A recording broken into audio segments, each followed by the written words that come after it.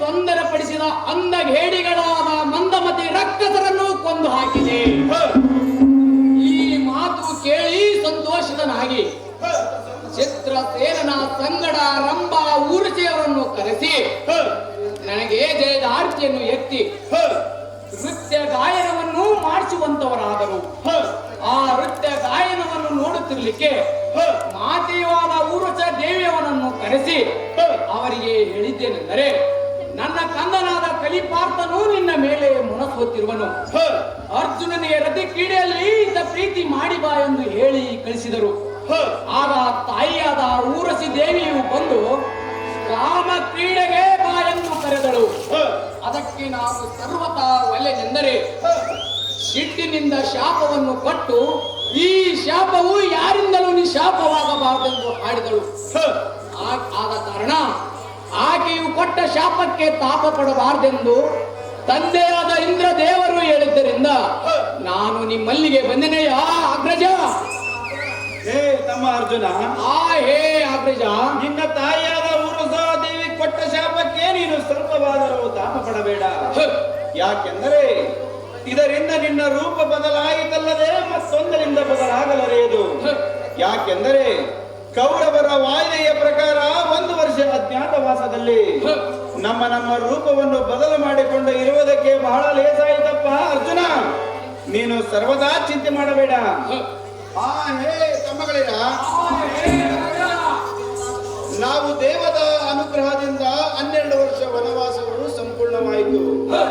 ಈಗ ಇನ್ನು ಮುಂದೆ 1 ವರ್ಷ ಅಜ್ಞಾತವಾಸವು ಮಾಡಬೇಕಾಗಿರುವುದು.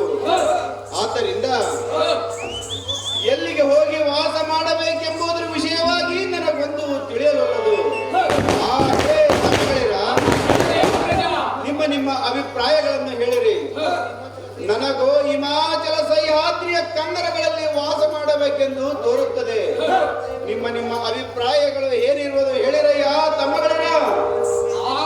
ಹೇ ಸ್ವಾಮಿ ಅಣ್ಣಯ್ಯನವರೇ, ಹೇ ತಮ್ಮ ಅರ್ಜುನ, ಹಿರಿ ಕಂದರಗಳಲ್ಲಿ ನಿಂತುಕೊಂಡರೆ ನಮ್ಮ ರೂಪವು ಪ್ರಕಟವಾಗುವ ಸಂಭವವಿರುತ್ತದೆ.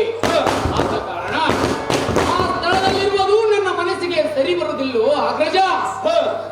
ಹಾಗಾದರೆ ಯಾವ ಸ್ಥಳದಲ್ಲಿ ಇರೋಣ ನೀನೇ ಹೇಳುವಂತನಾಗೋ ತಮ್ಮ ಅರ್ಜುನ. ಹೇ ಸ್ವಾಮಿ ಅಣ್ಣಯ್ಯನವರೇ, ಹೇ ತಮ್ಮ ಅರ್ಜುನ, ಈ ಸಕಲ ಮಾಂಡಲಿಕರೆಲ್ಲರೂ ಕೌರವರಿಗೆ ಸೆರೆಯಾಗಿ ಕಪ್ಪವನ್ನು ಕೊಡುತ್ತಿರುವವರು. ಆದರೆ ತೆಂಕಣ ದಿಕ್ಕಿನಲ್ಲಿ ಮಾತ್ರ ಕೌರವರಿಗೆ ಹಾಗೆಯಾಗಿ ದಾನ ಧರ್ಮ ಪರೋಪಕಾರಗಳಲ್ಲಿ ಹೆಸರಾಗಿರುವ ತೆರೆಯೋಳ್ ಮೆರೆಯುವ ವಿರಾಟ ಮಹಾರಾಜನು ಬಹಳ ಸುಶೀಲನಾಗಿರುವನು. ಅವನಲ್ಲಿಗೆ ಹೋದರೆ ನಮಗೆ ಯೋಗ್ಯ ಸ್ಥಾನವು ದೊರೆಯುತ್ತದೆ.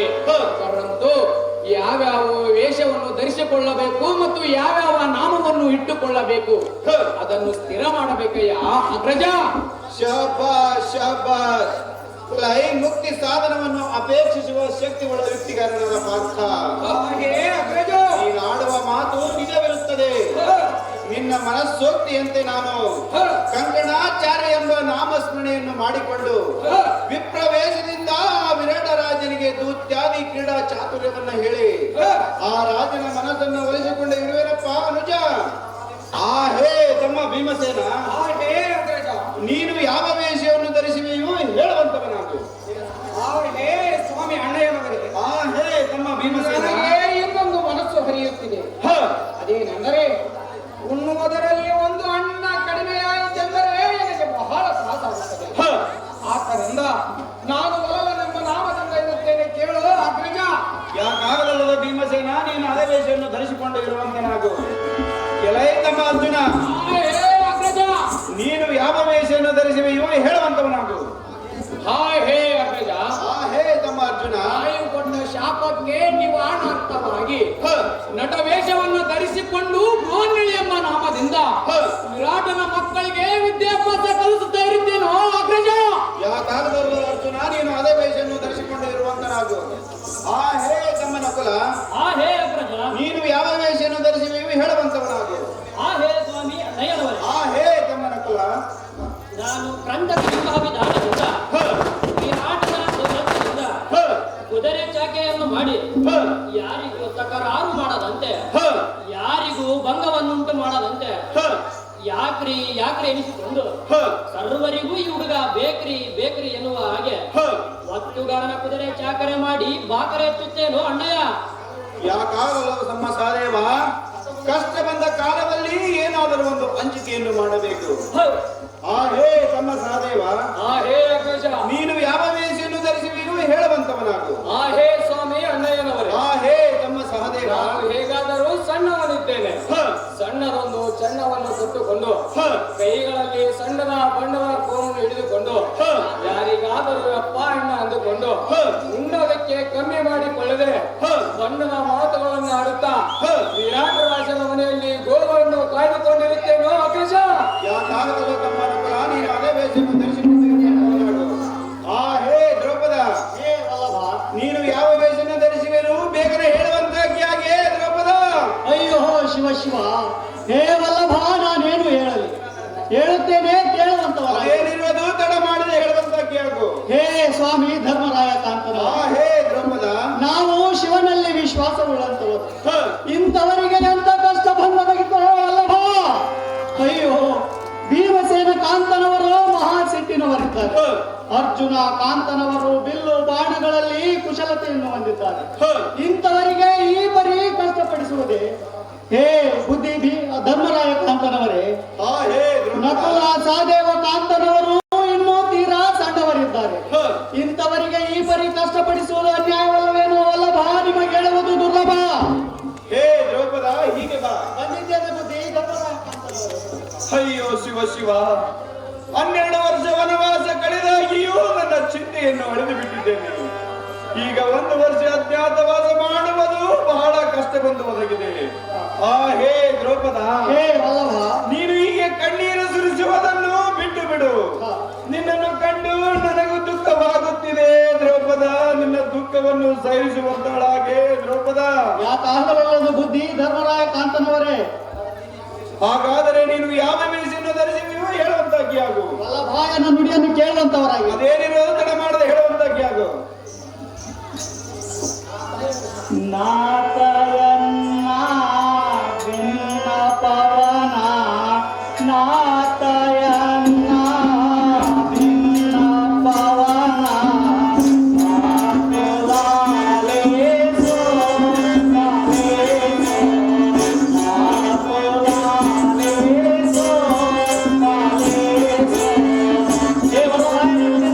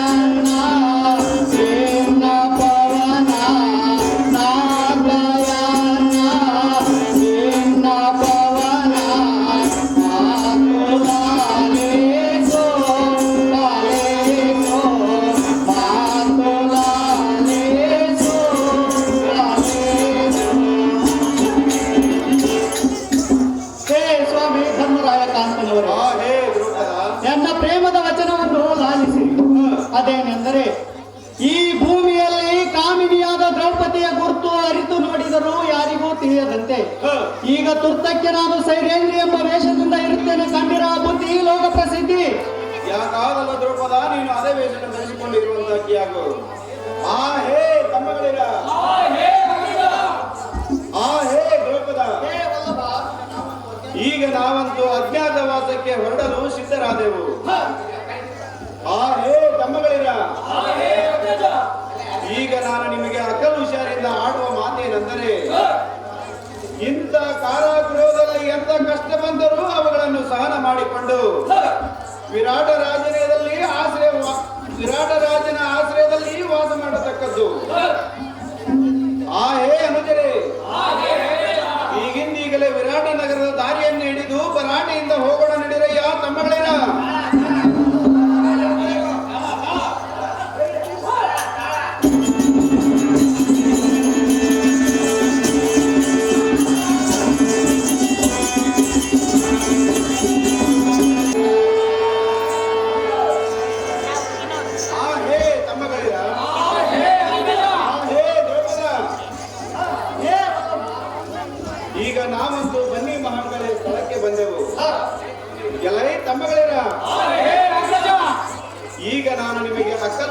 ಆದರದಿಂದ ಆಡುವ ಮಾತೇನೆಂದರೆ, ನಾವು ಶಿಕಾರಿ ಆಡುವ ಸಿದ್ಧರಂತೆ ನಮ್ಮ ಬಾಣಗಳನ್ನು ಹಿಡಿದುಕೊಂಡು ಹೋದರೆ ಪಾಂಡವರು ಇದ್ದಾರೆ ಎಂದು ಪುಕಾರವಾಗುತ್ತದೆ. ಆದ್ದರಿಂದ ನಾವು ನಮ್ಮ ಶಸ್ತ್ರಾಸ್ತ್ರಗಳನ್ನು ಈ ಬನ್ನಿಮಾಗಳ ಸ್ಥಳದಲ್ಲಿ ಇಟ್ಟು ಹೋಗುವುದು ತುಂಬಾ ಉತ್ತಮವಾಗಿ ತೋರುತ್ತದೆ. ಇದಕ್ಕೆ ನಿಮ್ಮ ಸಮ್ಮತಿ ಇರುವುದೇನೋ ತಮ್ಮಗಳಿರ ಮತ್ತು ಸರ್ವರಿಗೂ ಹಿತವೇ? ಹೇ ತಮ್ಮ ಭೀಮಸೇನ, ನೀನು ನಿನ್ನ ವಿರೋಧಿಗಳನ್ನು ವಧಿಸುವಂತಹ ಕಥೆಯನ್ನು ಕೊಡುವ ತಮ್ಮ ಭೀಮಸೇನ.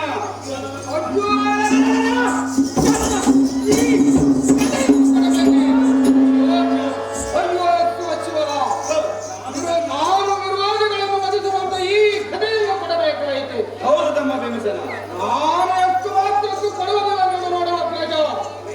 ಎಲೈ ತಮ್ಮ ಭೀಮಸೇನ, ಹೇ ಅಣ್ಣ, ನೀನು ಶಸ್ತ್ರಾಸ್ತ್ರವನ್ನು ಧರಿಸಿಕೊಂಡು ಹೋಗಬಾರದು.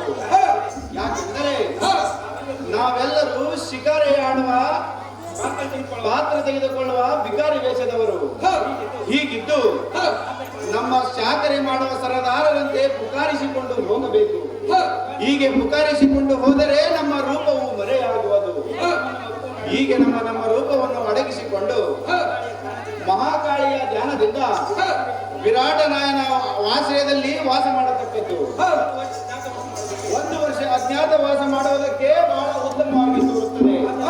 ಆದ್ದರಿಂದ ನೀನು ನಿಧಾನ ಮಾಡಿಕೊಂಡು ನಿನ್ನ ಗದೆಯನ್ನು ಕೊಡುವ ತಮ್ಮ ಭೀಮಸೇನ. ಅಯ್ಯೋ ಶಿವ ಶಿವ, ಈ ಕಥೆಯನ್ನು ಕೊಡಬೇಕು.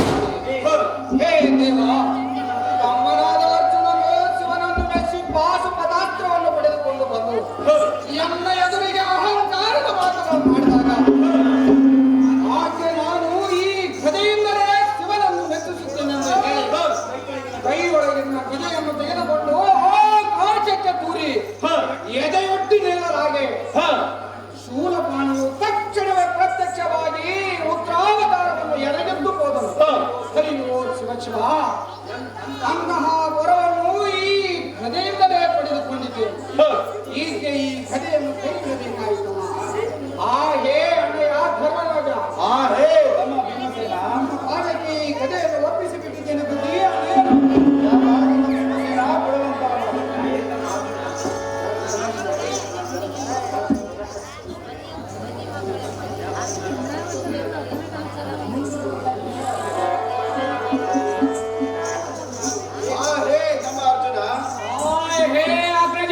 ನಿನ್ನ ಕೈಯಲ್ಲಿರುವ ಬಿಲ್ಲು ಬಾಣಗಳನ್ನು ಕೊಡುವಂತವನಾಗು. ಹೇ ಸ್ವಾಮಿ ಅಣ್ಣಯ್ಯನವರೇ, ಹೇ ತಮ್ಮ ಅರ್ಜುನ, ಚಂದ್ರಶೇಖರನಿಂದ ಪಡೆದುಕೊಂಡಂತ ಈ ಪಾಶಪದಾಸ್ತ್ರವು ನನ್ನಲ್ಲಿ ಇದ್ದುದರಿಂದ ಅಜ್ಜೋಲನ ಸಿಂಹಗಳನ್ನು ಕೇಳಿದ ಸರ್ವ ಕ್ಷತ್ರಿಯರು ಅಜ್ಜೋಲನ ಆದರೆ ಇಂಥ ಧನು ಬಾಣಗಳನ್ನು ಈ ಬನ್ನಿ ಮಹಾಕಾಳಿಯ ಸನ್ನಿಧಿಯಲ್ಲಿ ಇಡಬೇಕಾಯಿತೆ. ಅಯ್ಯೋ ಹರಹರ, ಹೇ ಶೂಲಪಾಣಿ ಅಂಬಿಕಾ ರಮಣ, ಹೇ ಲಕ್ಷ್ಮೀನಾರಾಯಣ, ಈ ನಿನ್ನ ಕುವರವನ್ನು ಮರೆಯಬೇಡ. ಇಂಥ ಪ್ರಸಂಗವನ್ನು ತಂದೊಡ್ಡಿದೆಯಾ ತಂದೆ? ಒಳ್ಳೆಯದು. ನಾವು ಮಾಡಿದ ಪೂರ್ವ ಜನ್ಮದ ಕರ್ಮ ಫಲವನ್ನು ನಾವೇ ಅನುಭವಿಸಬೇಕಲ್ಲದೆ ಒಟ್ಟು ಯಾರೂ ಅನುಭವಿಸಬೇಕಾಗಿಲ್ಲ. ಆದ್ದರಿಂದ ಈ ಧನು ಬಾಣಗಳನ್ನು ನಿಮ್ಮ ಪಾದಕ್ಕೆ ಒಪ್ಪಿಸಿ ಬಿಟ್ಟಿದ್ದೇನೆ. ಬುದ್ಧಿ ತೆಗೆದುಕೊಳ್ಳಬೇಕು. ಬುದ್ಧಿ ಯಾಕಾಗಲ್ಲ ಅರ್ಜುನ, ಕೊಡುವಂತವನಾಗು.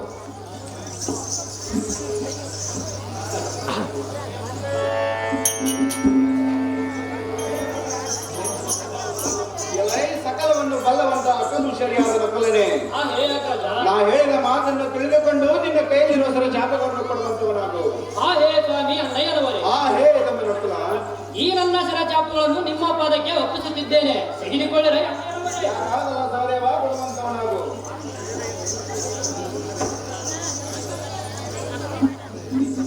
ಹೇ ತಮ್ಮ ಸಹದೇವನೇ, ತಡ ಮಾಡದೆ ನಿನ್ನ ಕೈಲಿರುವ ಜಾಪಗಳನ್ನು ಕೊಡುವಂತವನಾಗು. ಹೇ ಸ್ವಾಮಿ ಅಣ್ಣಯ್ಯನವರೇ, ಹೇ ತಮ್ಮ ಸಹದೇವ, ನಾನು 12 ವರ್ಷ ವನವಾಸವು ಮಾಡಿದಾಗಲೂ ನಿಮಗೆ ಒಂದು ದಿನವಾದರೂ ಪ್ರತಿ ಉತ್ತರ ಕೊಡಲಿಲ್ಲ, ಇನ್ನಾದರೂ ಕೊಡುವುದಿಲ್ಲ. ಹೇ ಸ್ವಾಮಿ ಅಣ್ಣಯ್ಯನವರೇ, ಹೇ ತಮ್ಮ ಸಹದೇವ, ನನ್ನ ಶರಚಾಪವನ್ನು ನಿಮ್ಮ ಪಾದಕ್ಕೆ ಅರ್ಪಿಸುತ್ತೇನೆ. ಯಾಕಾಗಲ್ಲ ತಮ್ಮ, ಕೊಡುವಂತವನಾಗು. ಹೇ ತಮ್ಮ ತಮ್ಮಗಳಿರ ದ್ರೌಪದ, ಈ ನಾವೆಲ್ಲರೂ ಬನ್ನಿ ಮಹಾಂಗಳ ಅಮ್ಮನವರ ಸ್ತೋತ್ರವನ್ನು ಮಾಡೋಣ.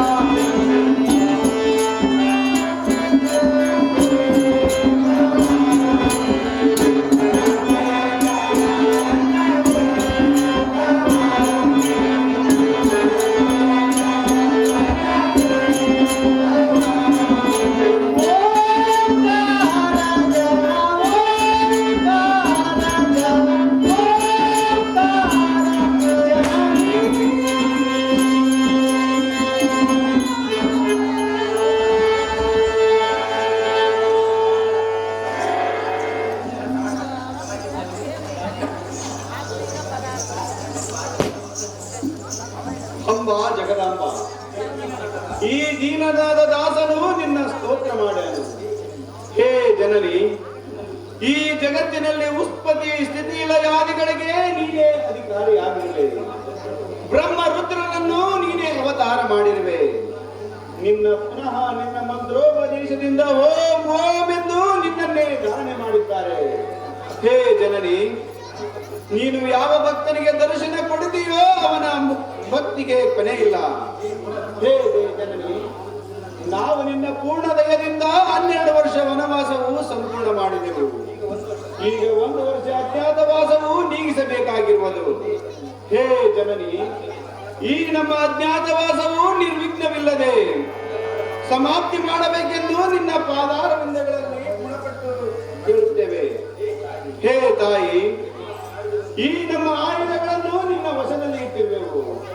ಅವುಗಳನ್ನು ನಿನ್ನ ಕೃಪಾ ಕಟಾಕ್ಷದಿಂದ ರಕ್ಷಿಸಿ ನಮ್ಮನ್ನೆಲ್ಲರೂ ಕಾಪಾಡಬೇಕು.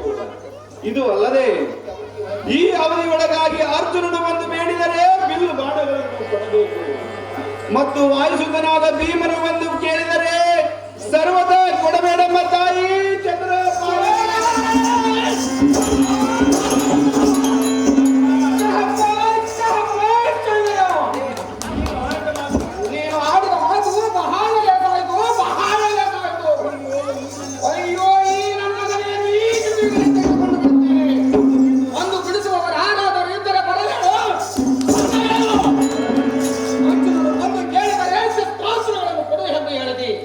ಈ ಭೀಮನು ಬಂದು ಕೇಳಿದರೆ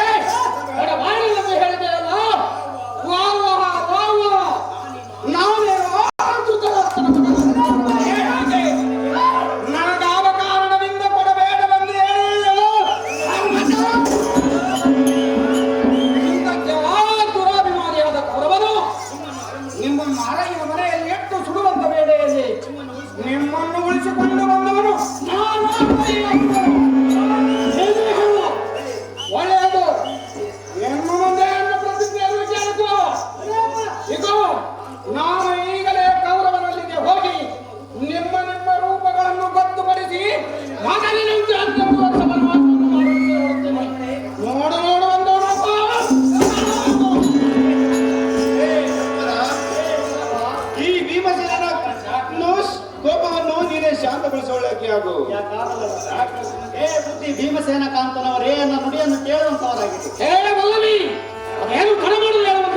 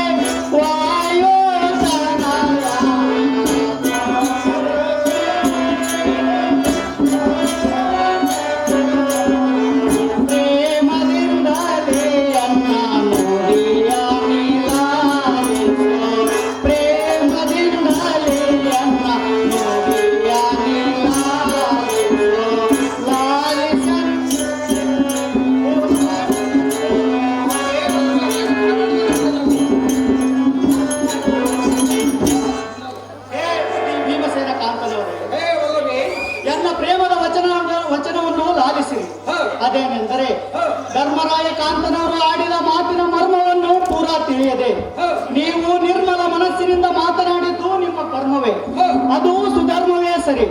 ಹೇ ವಲ್ಲಭ, ಈಗ ನೀವು ತಾಯದ ಕೋಪವನ್ನು ಶಾಂತಗೊಳಿಸಬೇಕು. ಬುದ್ಧಿ ಭೀಮಸೇನ ದ್ರೌಪದ, ಹೇ ವಲ್ಲಭ, ಧರ್ಮರಾಜರು ಆಡಿದ ಮಾತು ಸರಿಯೇನೆ ದ್ರೌಪದ? ಅರ್ಜುನರೊಬ್ಬನೇ ಮಾತ್ರ ಸಮನಾಗಬೇಕು. ನಾನು ಮಾತ್ರ ಧೃತರಾಷ್ಟ್ರನ ಮಗನಾದ ಕೌರವನೇ ಹಾಗೆ ನೀನೇ ಹೇಳಿದೆ ದ್ರೌಪದ. ಅರ್ಜುನನು ಬಂದು ಕೇಳಿದರೆ ಶಸ್ತ್ರಾಸ್ತ್ರಗಳನ್ನು ಕೊಡು ಎಂದು ಹೇಳಿದನು. ನಾನು ಬಂದು ಕೇಳಿದರೆ ಕೊಡಬಾರದೆಂದು ಹೇಳಿದನು. ಇದು ಮಾತ್ರ ಒಳ್ಳೆಯದೇನೆ ದ್ರೌಪದಿಗೆ. ನಾನು ಈಗ ಏನು ಮಾಡುತ್ತೇನೆ ಅಂದರೆ, ಅಯ್ಯೋ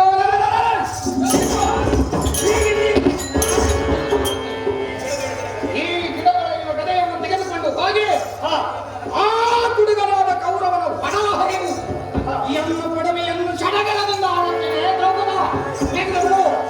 ಹೇ ವಲ್ಲಭ, ಮತ್ತು ಹೇಳ್ತೇನೆ ಕೇಳುವಂತವರಾಗಿ. ಅದೇನು ಕಡಿಮೆ ಸಿಟ್ಟಿನವರೆಂದು ನಿಮಗೆಷ್ಟು ಹೇಳಿದರು,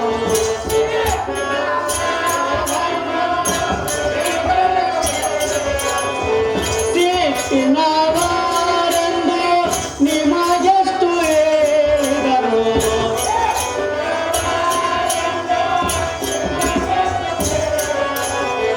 ಕೋಟೆ ಹಾಕುವೆನೆಂದು ಗಟ್ಟಾಗಿ ನೋಡುವರೆ, ಕೋಟೆ ಹಾಕುವೆನೆಂದು ಗಟ್ಟಾಗಿ ನೋಡುವರೆ, ಲಾಲಿಸಿ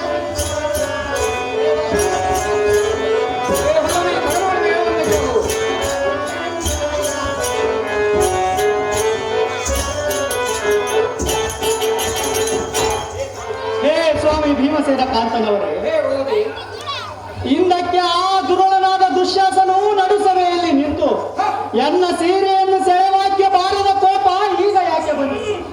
ಹೇ ಸ್ವಾಮಿ, ಪಡವೀಪತಿಯಾದ ಧರ್ಮರಾಯನ ಆಡಿದ ಮಾತಿಗೆ ಕಡು ಕೋಪ ಯಾತಕ್ಕೆ ಬುದ್ಧಿ?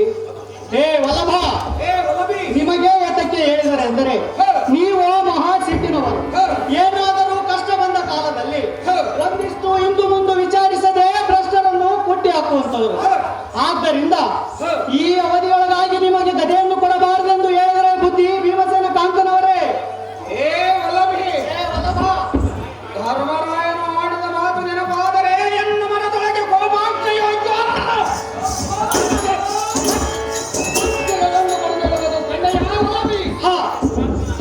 ಹಿಂದಕ್ಕೆ ಆ ದುರಾತ್ಮನಾದ ದುಶ್ಯಾಸನನು ನಿಮ್ಮ ಉಡುಪನ್ನು ಹಿಡಿದು ಸೆಳೆವಾಕ್ಕೆ ಈ ಕಡೆಯಿಂದಲೇ ಅವನನ್ನು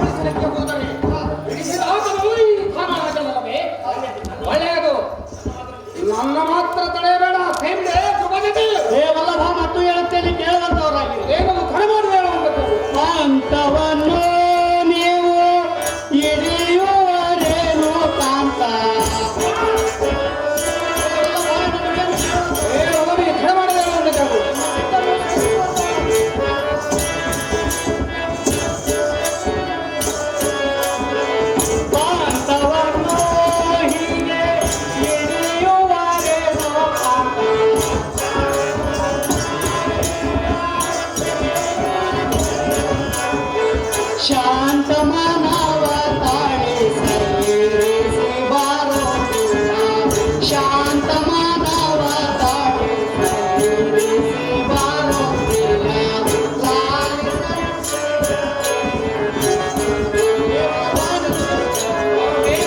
ಮಾಡದೆ ಹೇಳುವಂತ ಕೆಲವು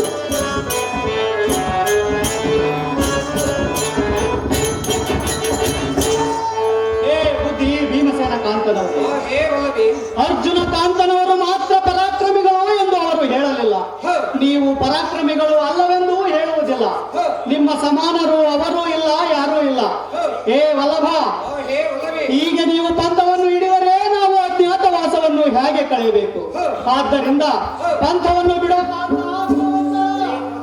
ಹೇ ದ್ರೌಪದ ಹಾ ಏನಾದರೂ ಆಗಲಿ ಹಾ ನನ್ನ ಕೊಡವಿಗೆ ಬಾರದಿದ್ದರೆ ಒಳ್ಳೆಯದು ಹೇ ದ್ರೌಪದ ನಾನು ಮಾತ್ರ ಕಡಿದು ನೀರು ಕುಡಿದು ಕಡಿದು ಬದುಕುತ್ತೇನೆ ಹಾ ಇನ್ನೊಂದೆರಡು ಕೊಡವಿ ನನಗೆ ಯಾತಕ್ಕೆ ಬೇಕು ಯಾಕಾಗಲಲ್ಲದು ಸಿಟ್ಟನ್ನು ಬಿಟ್ಟಿದ್ದೇನೆ ಹೋಗುವಂತಕ್ಕಾಗಿ ತುಂಬದೆ ಹೇ ಪ್ರಾಣದೊಲ್ಲಭಗಳಿರ ಜಾಗ್ರತೆಯಿಂದ ವಿರಾಟ ನಗರದ ಕಡೆಗೆ ನಡೆಯುವಂತರಾಗಿರ ಹೇ ಪ್ರಾಣದೊಲ್ಲಭಗಳಿರ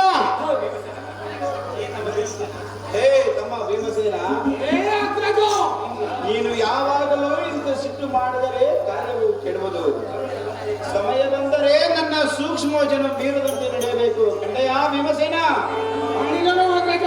ಎಲೈ ತಮ್ಮಗಳಿರ ನಾನಂತೂ ವಿರಾಟ ನಗರದ ದಾರಿಯನ್ನು ಹಿಡಿಯುತ್ತೇನೆ ನೀವು ಮಾತ್ರ ಒಬ್ಬರಿಗೊಬ್ಬರು ಬಹಳ ಜಾಗರೂಕತೆಯಿಂದ ಇರಬೇಕು ಹೇ ದ್ರೌಪದ ಹೇ ವಲ್ಲಭ ನೀನು ಮಾತ್ರ ಬಹಳ ಎತ್ತರದಿಂದ ಕಾಲಹರಣ ಮಾಡಬೇಕು ಹಾ ಹೇ ತಮ್ಮಗಳಿರ ದೇವರ ತಂದ ಒತ್ತಿಗೆ ಯತ್ನವಿಲ್ಲ ಕೇಳಿದ್ರೇನು ತಮ್ಮಗಳಿರ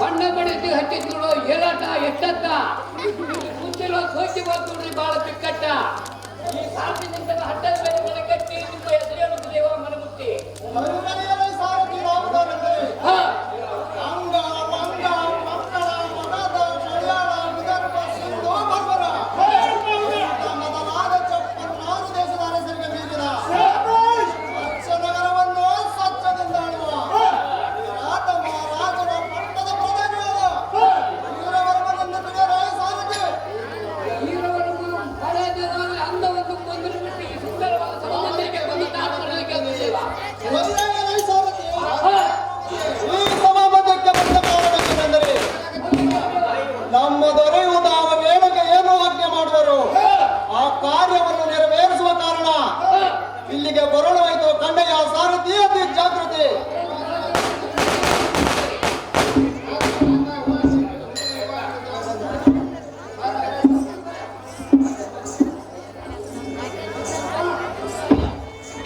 ಹೇ ಪ್ರಣವಲ್ವೇ, ಈ ಮಂತ್ರಿಯ ಮುಖದಿಂದ ನಮ್ಮ ರಾಜ್ಯದ ವ್ಯವಸ್ಥೆಯನ್ನು ವಿಚಾರಿಸುವೆ. ನೀನು ಮಂದಿರಕ್ಕೆ ತೆರಳುವಂತಾಕಿ ಅವರು ಸಂಧಿ ಯಾವಲ್ಲವೇ ಹೋಗಿ ಬರುವಂತಾಕಿ ಅವರು.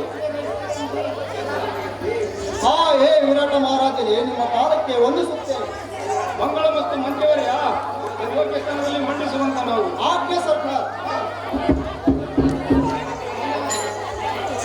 ಎಲೈ ಮಂತ್ರಿವರ್ಯ, ಹೇ ರಾಜೇಂದ್ರ ನಮ್ಮ ಸೈನ್ಯದ ವ್ಯವಸ್ಥೆಯನ್ನು ಯಾವ ಪ್ರಕಾರವಾಗಿ ಇಟ್ಟಿರುವಿ ಕಥನ ಮಾಡುವಂತವನಾಗು. ಹೇ ವಿರಾಟ ಭೂಪತಿ ಹೇ ಮಂತ್ರಿವರ್ಯ, ನಮ್ಮ ಸೈನ್ಯದ ವ್ಯವಸ್ಥೆಯನ್ನು ಯಾವುದು ಕೊರತೆ ಇಲ್ಲದ ಹಾಗೆ ಇಟ್ಟಿರುವೆನೋ ಅದರ ವಿಷಯಕ್ಕೆ ತಾವು ಕಾಳಜಿ ಮಾಡಬಾರದು ಮಹಾರಾಜರೇ. ಒಳ್ಳೆಯದು ಪ್ರಧಾನಿ ಶ್ರೇಷ್ಠ. ಪರಮಾತ್ಮನು ನಿಮಗೆ ಇಷ್ಟ ನಡೆಸಲೇ. ಎಲೈ ಮಂತ್ರಿವರ್ಯ, ಹೇ ರಾಜೇಂದ್ರ ನಮ್ಮ ರಾಜ್ಯದ ವ್ಯವಸ್ಥೆ ಹೇಗಿದೆ ಎಂಬುದು ನನಗೆ ಗೊತ್ತಿದೆ. ಮತ್ತು ನೀನಿದ್ದ ಮೇಲೆ ಯಾವ ವಿಷಯಕ್ಕಾದ್ರೂ ಅಸತ್ಯ ಬರಲಿಕ್ಕಿಲ್ಲ. ಅದರ ವಿಸ್ತಾರವನ್ನು ತಿಳಿಸುವಂತವನಾಗು. ಹೇ ವಿರಾಟ ಭೂಪತಿ ರಾಜ್ಯದ ವಿಷಯವಾಗಿ ಯಾವುದಕ್ಕೂ ಕೊರತೆ ಬಾರದಾಗೆ ಇರುವುದು ಮತ್ತು ಪೂರಾ ಒಂದು ವಸ್ತಿಗೆ ಗೌಡ ಕುಲಕರ್ಣಿಗಳನ್ನು ಒಂದು ರಾತ್ರಿಗೆ 2 ಸತಿ ಗಸ್ತು ತಿರುಗಿಸ್ತೇನೋ ಮಹಾನುಭಾವರೇ. ಪ್ರಧಾನಿ ಶ್ರೇಷ್ಠ, ಹೇ ರಾಜೇಂದ್ರ ಮುಖ್ಯವಾಗಿ ರಾಜ್ಯದಲ್ಲಿ ಲೋಕೋಪಕಾರದಲ್ಲಿ ಬಡ ಜನರು ಯಾವಾಗಲೂ ಸುಖವಾಗಿರಬೇಕು. ದೇವ ಬ್ರಾಹ್ಮಣರ ದಶೆಯಿಂದ ಉತ್ತಮ ರೀತಿ ನಡೆಯಬೇಕು. ಇದು ಅಲ್ಲದೆ ಈ ವಿರಾಟನಿಗೆ ಯಾವುದೇ ಪ್ರಕಾರದಿಂದಲೂ ದೋಷ ಕೂಡಬಾರದು. ಅಷ್ಟೇ ಅಭಿಪ್ರಾಯದ ಮಾತು. ಹೇ ದೊರೆ ಹೇ ಮಂತ್ರಿವರ್ಯ, ಲೋಕೋಪಕಾರದ ವಿಷಯಕ್ಕೆ ತಾವು ಸರ್ವತಾ ಯೋಚನೆ ಮಾಡಬಾರದು. ಯಾಕೆಂದರೆ ಹಿಂದಕ್ಕೊಮ್ಮೆ ತಮ್ಮ ಆಜ್ಞೆಯನ್ನು ಈ ದೀನರಿಗೆ ಹೇಳ್ತೀರಿ. ಅದೇ ಪ್ರಕಾರವಾಗಿ ನಿಮ್ಮ ರಾಜ್ಯದಲ್ಲಿರುವ ಪುರಾತನ ದೇವಾಲಯಗಳು ಮತ್ತು ಕಟ್ಟಡಗಳು ಮುಂತಾದವುಗಳನ್ನು ಜೀರ್ಣೋದ್ಧಾರ ಮಾಡಿಸುತ್ತೇನೆ ಮತ್ತು ಬ್ರಾಹ್ಮಣ ಜನರ ಮುಖ್ಯವಾದ ಸಂಸ್ಥಾನವನ್ನು ಪುನಃ ಅವರಿಗೆ ಅರ್ಪಿತ ಮಾಡಿ ಅವರಿಂದ ಆಶೀರ್ವಚನವನ್ನು ಗ್ರಹಣ ಮಾಡಿಸಿದೆನು. ಹೇ ರಾಜೇಂದ್ರ, ಹೇ ಮಂತ್ರಿ, ಮತ್ತು ನೆರಳಾಗದ ಕೆಲ್ಲಲ್ಲಿ ಸಾಲುಗಳನ್ನು ಸ್ಥಾಪನೆ ಮಾಡಿಸಿದ್ದೇನೆ ಮತ್ತು ಅತಿಥಿಯ ಭಾಗ್ಯವಂತರು ಭುವ ಬೈರಾಗಿ ಚೋಗಿ ಜಂಗಮರು ಮುಂತಾದವರಿಗೆ ಅನ್ನ ಪಾನ ವಸ್ತ್ರದಾನ ಯಾವುದೂ ಕೊರತೆ ಬಾರದಾಗಿ ಇಟ್ಟಿರುವೆನು. ಮತ್ತು ರೈತರ ಕಂದಾಯದ ಹಣವನ್ನು ಕಡಿಮೆ ಮಾಡಿಸಿ ಉಳಿದವರ ಸಂಬಳವನ್ನು ಜಾಸ್ತಿ ಮಾಡಿಸಿ ಜಕಾತಿಯನ್ನು ಮಾಪು ಮಾಡಿಸಿದನು. ಹೇ ರಾಜ, ಹೇ ಮಂತ್ರಿವರ್ಯ, ಈ ನಿನ್ನ ಕೀರ್ತಿಯು ಜಗತ್ತಿನಲ್ಲಿ ಎಡಬಿಡದೆ ಯಾವಾಗಲೂ ಸೂರ್ಯನಂತೆ ತೇಜಸ್ಸಿನಿಂದಲೂ ಚಂದ್ರನಂತೆ ಶಾಂತಿಯಿಂದಲೂ ಆಕಾಶಿಸುತ್ತದೆ. ರಾಜ,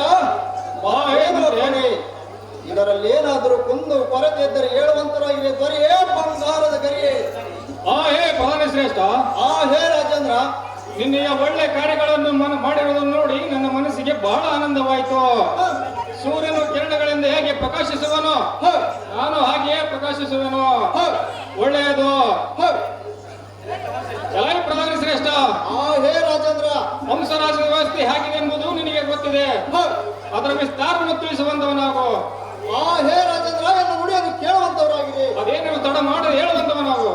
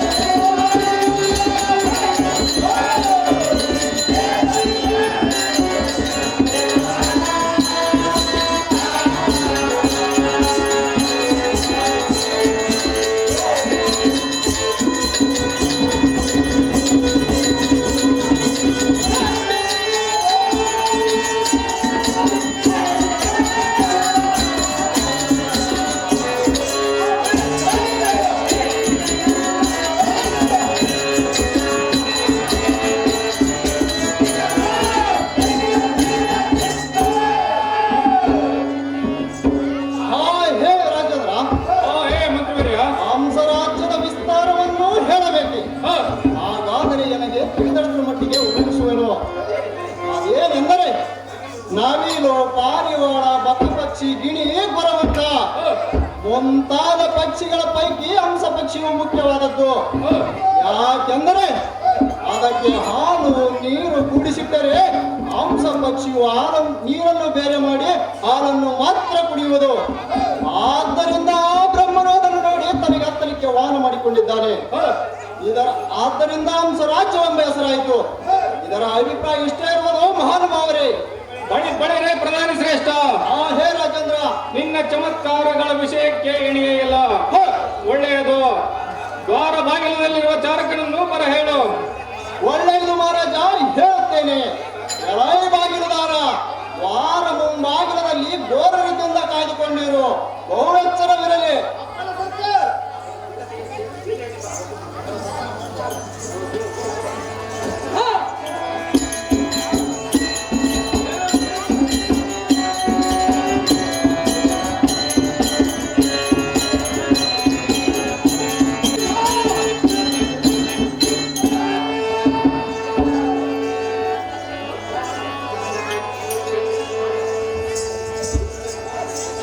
अरे जी, तुम कौन है? इधर क्या वजह है? अच्छा अच्छा, जरा ठहरो जी. ರಾಜಾಧಿರಾಜ್ ವಿರಾಟ್ ಮಹಾರಾಜ್, ದ್ವಾರ ಮುಂಬಾಗಿಲಲ್ಲಿ ದಾರ ಒಬ್ರು ಭಟ್ಟರು ಬಂದಿರುವರು. ನಿಮ್ಮ ಅಪ್ಪಣೆ ಆಯ್ತಂದ್ರೆ ಅವ್ರು ಒಳಗಡೆ ಬಿಡುತ್ತೇನೆ. आज्ञा सरकार जी, अंदर चले जाओ. रुको रुको रुको रुको, पहले 10 रुपए दो. नहीं तो नहीं छोड़ता है, पहले 10 रुपए दो. जाओ.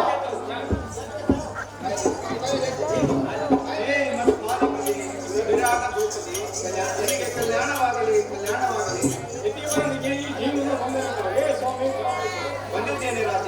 ಈ ಹೊತ್ತ ಕಟ್ಟಿದವಾದ ಸಿಂಹಾಸನದ ಮೇಲೆ ತಾವು ಆಸೀನರಾಗಬೇಕು. ಹೇಳುತ್ತೇನೆ ರಾಜ, ನೀವು ಕೊಡಬೇಕು. ಓ ಪ್ರಿಯೋತ್ತಮ, ವಾಸ್ತವ ಯಾವ ದೇಶದಲ್ಲಿ ಏನು ವಿಷಯವಂತವಾಗಿರಬಹುದು? ಈ ದಾಸನನ್ನು ಹೇಳಬೇಕೇ ಸ್ವಾಮಿ? ಹೇ ವಿರಾಟ ಭೂಪತಿ,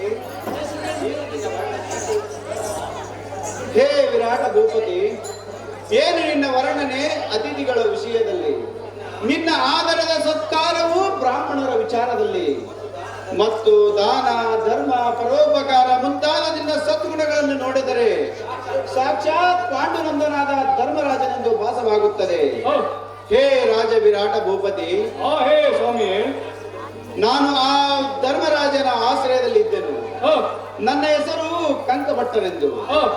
ಆ ವಿಧಿಷ್ಠನ ಸಭಾಮಂದಿರದಲ್ಲಿ ದೂತ್ಯಾದಿ ಕ್ರೀಡಾ ಚಾತುರ್ಯವನ್ನು ಹೇಳಿ ಆ ರಾಜನ ಮನಸ್ಸನ್ನು ಸಮಾಧಾನಪಡಿಸುತ್ತಾ ಇದ್ದೆನು. ಹೇ ರಾಜ, ಏನು ಮಾಡುವುದು? ನಮ್ಮ ದುರ್ದೈವಕ್ಕೆ ಯಾರೇನು ಮಾಡುವರು? ಆ ಧರ್ಮಮೂರ್ತಿಯಾದ ದುರ್ಯೋಧನನ ಸಂಗಡ ಜೂಜು ಪಗಡೆಯನ್ನು ಆಡಿ ತನ್ನ ರಾಜ್ಯಲಕ್ಷ್ಮಿಯನ್ನು ಸೋತು ಅರಣ್ಯವಾಸಕ್ಕೆ ಹೊರಟು ಹೋದರು. ಹೇ ರಾಜ ವಿರಾಟ ಭೂಪತಿ, ಹೇ ಸ್ವಾಮಿ, ಅಂತವರೇ ಹೀಗಾದ ಮೇಲೆ ನಾನು ಇರುವುದಾದರೂ ಎಲ್ಲಿ? ಆದ್ದರಿಂದ ಹೇ ವಿರಾಟ ಭೂಪತಿ, ನೀನು ನಿಶ್ಚಯವಾಗಿ ಆಶ್ರಯ ಕೊಡುತ್ತಾನೆಂದು ತಿಳಿದು ನಿನ್ನ ಸನ್ನಿಧಾನಕ್ಕೆ ಬಂದಿರುವೆನು. ಇದರ ಮೇಲೆ ನಿನ್ನ ಚಿತ್ತ ಬಂದಂತೆ ಮಾಡಬಹುದು. ಇಷ್ಟೇ ನನ್ನ ವಿನಂತಿ. ಆಹಾ, ಏನು ನನ್ನ ಭಾಗ್ಯವಿದು. ಮಹಾಪುಣ್ಯವಂತನಾದ ಯುಧಿಷ್ಠರನು ಎನ್ನ ಸಭಾ ವಾಸಿಸಿದರು. ಈ ವಿಪ್ರೋತ್ತಮನ ಚರಣ ಧೂಳವು ಎನ್ನ ಸಭಾಸ್ಥಾನದಲ್ಲಿ ಸೋಂಕಿತು. ನನಗೆ ಇದಕ್ಕಿನ ಪ್ರಾಪ್ತಿ ಏನಿರುವುದು? ಎನ್ನ ಭಾಗ್ಯಕ್ಕೆ ಎಣೆಯೇ ಇಲ್ಲ.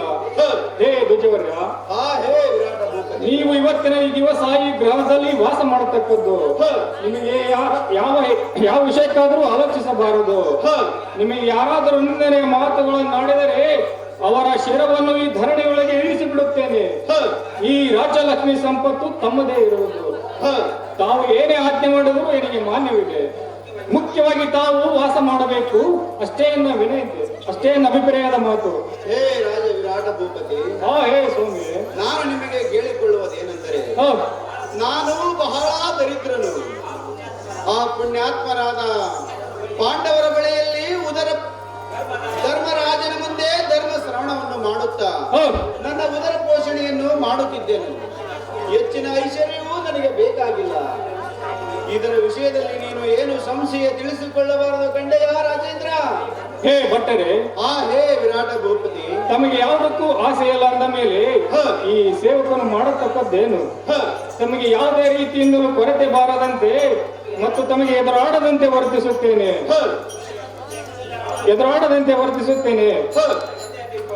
ತಾವು ಸಂದೇಹ ತೆಗೆದುಕೊಳ್ಳಬಾರದು ಕಣ್ಣಿಯ ದಿವೋತ್ತಮ. ಹೇ ರಾಜ ವಿರಾಟ ಭೂಪತಿ, ಹೇ ಸ್ವಾಮಿ, ಅರಸರಿಗೆ 6 ಬುದ್ಧಿ ಎಂಬ ಗಾದೆ ಉಂಟು. ಆದರೆ ಈ ವಿಷಯದಲ್ಲಿ ನನಗೆ ಸಂಶಯ ಬರುತ್ತದೆ ಕಣ್ಣಯ್ಯ ರಾಜೇಂದ್ರ. ಹೇ ಭಗವಾನ್, ಹೇ ರಾಜ, ಈ ವಿಷಯದಲ್ಲಿ ತಾವು ಸಂಶಯ ತೆಗೆದುಕೊಳ್ಳಬಾರದು. ಈ ಭೂಚಕ್ರವು ಗರ್ರನೆ ತಿರುಗಿದರೂ ತಿರುಗಬಹುದು, ಸೂರ್ಯನ ಪಶ್ಚಿಮದಲ್ಲಿ ಮೂಡಿದರೂ ಮೂಡಬಹುದು, ಸಮುದ್ರದಲ್ಲಿರುವ ಮೊಸಳಿ ಹೆಜ್ಜೆಯು ಸಿಕ್ಕರೂ ಸಿಗಬಹುದು, ಬಿಳಿ ಕಾಗೆಯನ್ನು ಕಂಡರೂ ಕಾಣಬಹುದು. ಆದರೆ ಈ ವಿರಾಟ ಭೂಪತಿಯು ಆಡಿದ ವಾಕ್ಯಗಳು ಎಂದಿಗೂ ಸುಳ್ಳಾಗಲಿಕ್ಕಿಲ್ಲ. ತಾವು ಸಂದೇಹ ಮಾಡದೆ ಸೌಖ್ಯದಿಂದ ವಾಸ ಮಾಡುವುದೇ ಗುರುವರ್ಯ. ಹಾಗೇ ಆಗಲಿ ರಾಜ, ಬಹಳ ಸಂತೋಷವಾಯಿತು. ನಾನಿನ್ನು ಹೋಗಿ ಬರುತ್ತೇನೆ. ತಾವು ಹೋಗಿ ಬರುವಂತರಾಗಿದೆ, ಅಪ್ಪಣೆಯನ್ನು ಕೊಡುವಂತರಾಗಿದೆ.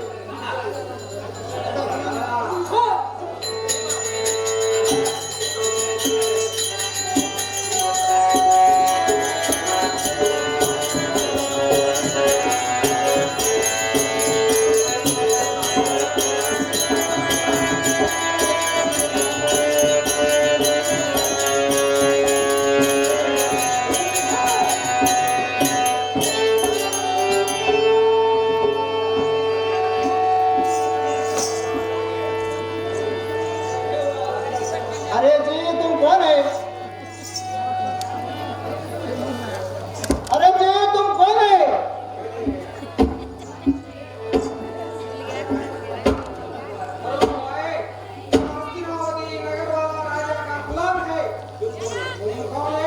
मैं विराट महाराज के गुलाम है। तुम क्या वजह आया है?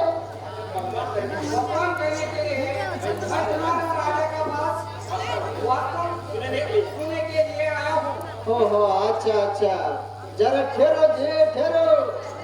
राजा ಲೋಕಪಾಲಕಾಶ ತುಂಬಲಿಕ್ಕೆ ಕಾರಣವೇನು? ದ್ವಾರ ಮುಂಭಾಗದಲ್ಲಿ ದಾನೊಬ್ಬ ದೈತ್ಯ ಹಸುರ ಬಂದಿರುವನು. ನಮ್ಮ ಅಪ್ಪನ ಅಂತಂದ್ರೆ ಅವರು ಒಳಗೆ ಬಿಡ್ತೇವೆ. ಅವರನ್ನು ಒಳಗೆ ಬಿಡುವಂತವನಾಗು. आज्ञा सरकार. मैं अंदर छोड़ते नहीं, पहले 10 रुपए दे, बाद में अंदर.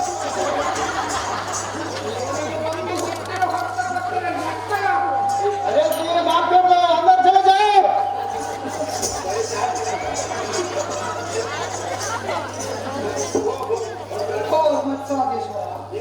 ನಿಮ್ಮ ಪಾದಾರ ಎದ್ದೇಳು. ಎಲೈ ಭೀಮ ಪುರುಷನೇ, ನಿನ್ನದಾರೋ ನಿನ್ನ ಹೆಸರೇನು? ನಿನ್ನ ದೇಶದಾವುದು? ಮತ್ತು ಇಲ್ಲಿ ಏನು ಕಾರಣ ಬಂದಿರುವೆ? ನಿನ್ನ ಮನಸ್ಸಿನ ಇಚ್ಛೆಯು ಏನಿರುವುದು? ಬೇಗನೆ ಕಥನ ಮಾಡುವಂತವನಾಗು. ಹೇ ಮಹಾರಾಜನೇ, ನಾನು ಧರ್ಮರಾಜನ ಮನೆಯಲ್ಲಿ ಪಾಕಶಾಲೆಯ ಮುಖ್ಯ ಅಧಿಕಾರಿಯಾಗಿ ಒಲಗನೆಂಬ ನಾಮದಿಂದ ಕಾಲಹರಣ ಮಾಡಿದೆನು. ಈಗ ಮಹಾತ್ಮನು ಎತ್ತ ಗಮನ ಮಾಡಿದರೂ ನನಗೆ ತಿಳಿಯಲಿಲ್ಲ. ಆದ್ದರಿಂದ ಹೇ ರಾಜೇಂದ್ರ, ನನಗೆ ಆಶ್ರಯವಿಲ್ಲದಂತಾಯಿತು. ಹೇ ರಾಜ,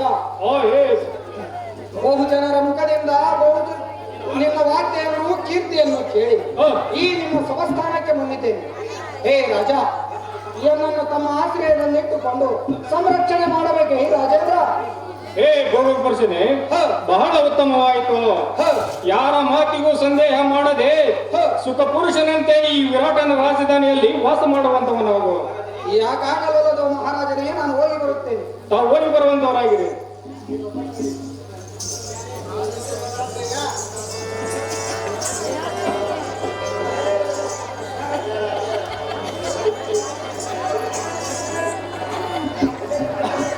अरे जी तुम कौन है?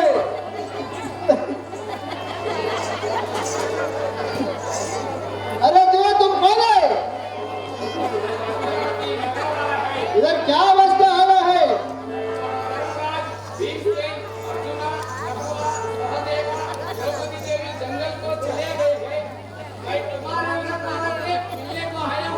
अच्छा अच्छा, बहुत अच्छा.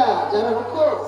राजा युवराज विराट महाराज, ಲೋಕಪಾಲಕಾಶ ತುಂಬಲಿಕ್ಕೆ ಕಾರಣವೇನು? ದ್ವಾರ ಮುಂಭಾಗದಲ್ಲಿ ಇದು ಹೆಣ್ಣು ಅಲ್ಲ ಗಂಡು ಅಲ್ಲ, ಮಧ್ಯ ಸ್ತ್ರೀಗಳು ಬಂದಿರುವಳು. ತಮ್ಮ ಅಪ್ಪಣೆ ಇದ್ದಂದ್ರೆ ನಾನು ಒಳಗಡೆ ಬಿಡ್ತೇನೆ. ಅವರನ್ನು ಒಳಗೆ ಬಿಡುವಂತ सीएम अंदर चले जाओ। अरे रुको, बोले तो रुको दो, कैमरा कुछ भी नहीं, चले जाओ। ನಮೋ ನಮಃ ವಿರಾಟ ಭೂಪತಿಯೇ, ನಿನಗೆ ವಂದಿಸುತ್ತೇನೆ.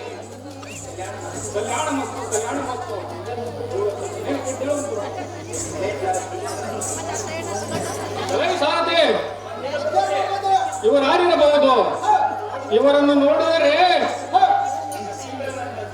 ನೋಡಿದರೆ ಪ್ರತಿ ಇಂದ್ರನಂತೆ ತೋರುತ್ತಾನೆ. ಮತ್ತು ಈತನ ಮಾರ್ಗದಿಂದ ನಡೆದ ಬರುವಾಗಿ ಈತನ ದೃಷ್ಟಿಯು ಶಸ್ತ್ರದ ಶಾಲೆಯ ಮೇಲಿತ್ತು. ಜಗದೀಶನು ಈ ಪ್ರಕಾರ ಕೃತಕ ವೇಷಧಾರಿಯಾಗಿ ಎನ್ನನ್ನು ಪರೀಕ್ಷಿಸಲು ಹೊಸಗ ಬಂದಿದ್ದಾನೋ ಏನು ತಿಳಿದೈ ಸಾರಥಿ? ಹೇ ರಾಜ, ನಿನಗೆ ಜಯ ಜಯಕಾರವಾಗಿರಲಿ. ಏನಪ್ಪ, ನಿನ್ನ ಆಕೃತಿಯನ್ನು ನೋಡಿ ನನ್ನ ಮನಸ್ಸಿಗೆ ಬಹಳ ಆನಂದವಾಯಿತು. ಮತ್ತು ನಿನ್ನ ತೇಜಸ್ಸನ್ನು ನೋಡಿದರಂತೂ ಪ್ರತಿ ಭಾಸ್ಕರನೆಂಬಂತೆ ಭಾಸವಾಗುತ್ತದೆ. ನೀನುದಾರು ನಿನ್ನ ದೇಶದಾವುದು, ಬೇಗನೆ ಕಥನ ಮಾಡುವಂತವನಾಗು. ಹೇ ರಾಜ, ನಾನು ಉತ್ತರೋತ್ತವಾಗಿ ಶಸ್ತ್ರದ ಶಾಲೆಯಲ್ಲಿ ಅಭ್ಯಾಸ ಮಾಡಿಸುವ. ಹೇ ವಿರಾಟ ಭೂಪತಿ, ನಾನು ಹಿಂದೆ ಚೂಡಾಮಣಿಯಾದ ಯುಧಿಷ್ಠರಲ್ಲಿ ಧನುವಿದ್ಯೆಯ ಶಿಕ್ಷಣ ಶಾಲೆಯಲ್ಲಿ ನಟ ರೂಪದಿಂದ ಇದ್ದೆನು. ಹೇ ಮಹಾರಾಜ, ನನ್ನ ಹೆಸರು ಭುವನ್ನಳಿಯು. ಹೇ ರಾಜ, ಹೇಗೆ ಹೇಳಲಿ? ಆ ಕೆಟ್ಟ ಕೌರವರು ಜೂಜಾಟವಾಡಿ ಪಾಂಡವರನ್ನು ಸೋಲಿಸಿದ್ದರಿಂದ ಅವರು ಅರಣ್ಯವಾಸಿಗಳಾಗಿ ಎಲ್ಲಿಯೋ ಗಮನ ಮಾಡಿದರು. ನಾನು ಅವರ ಮಕ್ಕಳಿಗೆ ವಿದ್ಯಾಭ್ಯಾಸ ಕಲಿಸುತ್ತಾ ಇದ್ದೇನು.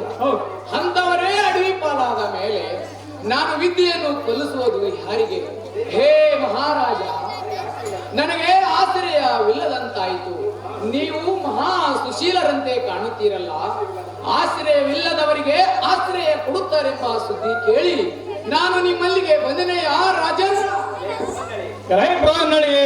ಹೇ ಮಹಾರಾಜ, ಏನೂ ಚಿಂತೆ ಇಲ್ಲ, ಕುಶಲದಿಂದ ವಾಸ ಮಾಡುವಂತ ನಾವು. ಹೇ ಮಹಾರಾಜ, ನೀನು ನಪುಂಸಕನಾದರೆ ನಿನ್ನ ಹಸ್ತಗಳಿಗೆ ಕತ್ತಿಯ ಗಾಯಗಳು ಬಿದ್ದಿರುತ್ತವೆ. ಅವು ಯಾವ ತರದವು ಹೇಳು ನೋಡುವ.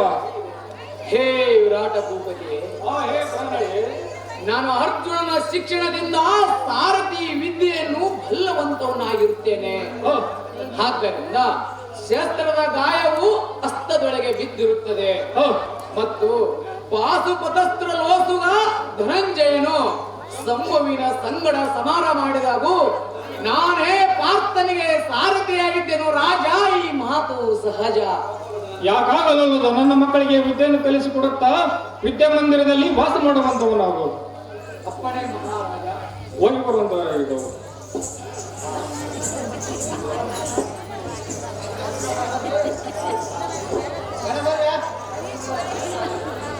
तुम कौन है? अच्छा जरा ठहरो, सबको अस्तिनावती नगर वाला है.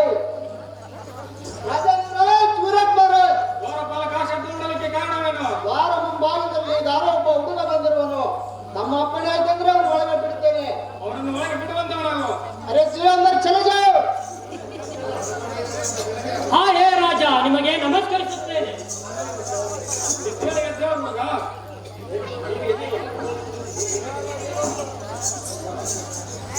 ಎಲೆ ಹುಡುಗನೇ, ಹಾ ಹೇ ರಾಜೇಂದ್ರ, ನೀನು ಎಲ್ಲಿಯವನು, ಯಾವ ದೇಶದವನು, ಇಲ್ಲಿ ಯಾತಕ್ಕೆ ಬಂದ್ರಿ? ಬೇಗನೆ ಹೇಳುವಂತವನಾಗು. ಓ ರಾಜೇಂದ್ರ, ಏನು ಹೇಳಿದೆ? ದೈವಗತಿಯಿಂದ ಈ ಸಭಾಭೂಮಿಯನ್ನು ಕಂಡೆನು. ನಮ್ಮ ಯಜಮಾನರ ನಡವಳಿಕೆಯಿಂದ ನಾನು ಧರ್ಮರಾಜನ ಮನೆಯಲ್ಲಿ ನಾನು ಅಶ್ವಾಧಿಪತಿಯಾಗಿದ್ದೇನೆ. ನನಗೆ ಗ್ರಂಥಕನೆಂದು ಕರೆಯುವರು. ಆ ಹೇ ರಾಜ, ಏನು ಹೇಳಿದೆ?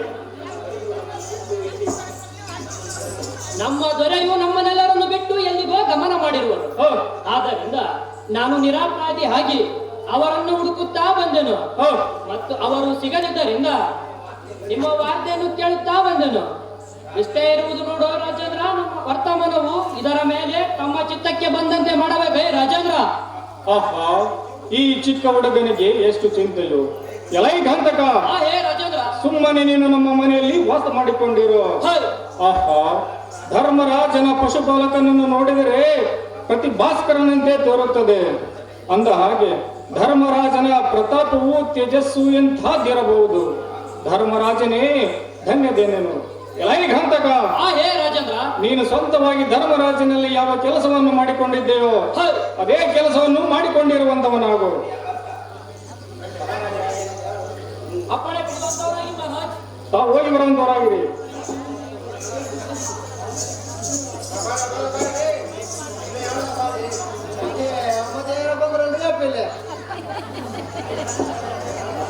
अरे जी तुम कौन है?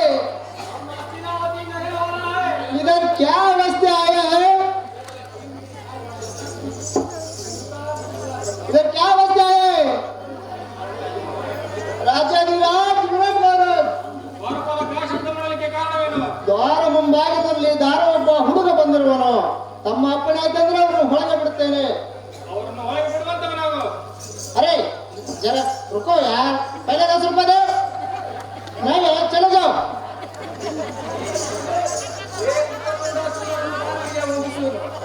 ಆ ಹೇ ಕಂದಾಯ ಹೇಳುವಂತವನಾಗು.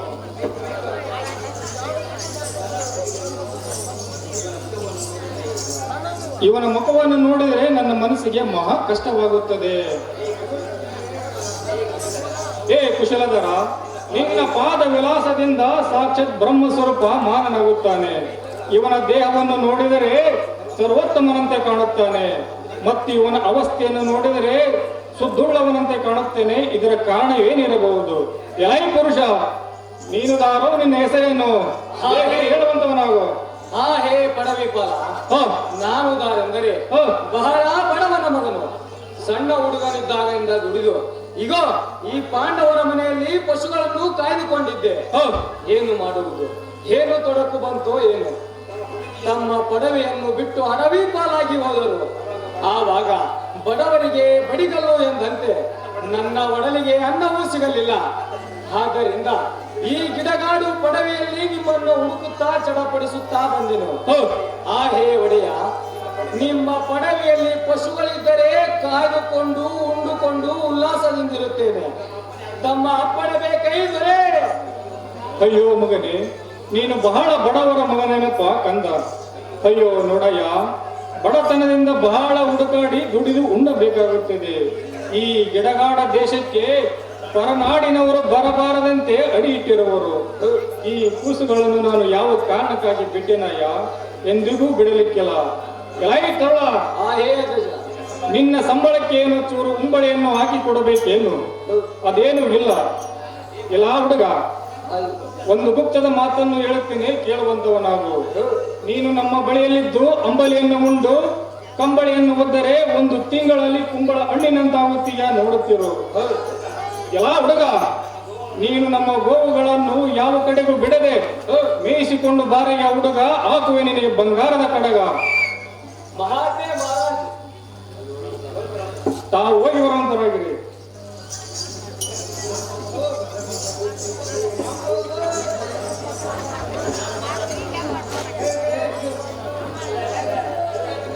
अरे जी तुम कौन है? इधर क्या वास्ते आया है? हाँ। अच्छा अच्छा, जरा ठहरो माँ, ठहरो. ರಾಜಾಧಿರಾಜ್ ವಿರಾಟ್ ಮಹಾರಾಜ್, ದ್ವಾರ ಮುಂಭಾಗದಲ್ಲಿ ದಾರ ಒಬ್ಬ ದೇವಿ ಬಂದವಳು. ನಿಮ್ಮ ಅಪ್ಪಣೆ ಆಯ್ತಂದ್ರೆ ಅವ್ರು ಒಳಗೆ ಬಿಡುತ್ತೇನೆ. ಅವರನ್ನು ಒಳಗೆ ಬಿಡುವಂತವನಾಗು. जी अम्मा अंदर जाओ, जरा रुको. देखने के लिए गौड़ का लड़की है, बहुत अच्छा है. पहले 20 रुपए दे. 20 रुपए दो माँ. नहीं है तो चले जाओ. ಏ ಅಣ್ಣ ವಿರಾಟ ಭೂಪತಿ, ಈ ದಿನಗಳು ನಿಮಗೆ ಹೇ ತಂಗಿ, ದೇವರಂತಾಗಿ ನಿನಗೆ ಮಂಗಳವಾಗಲಿ.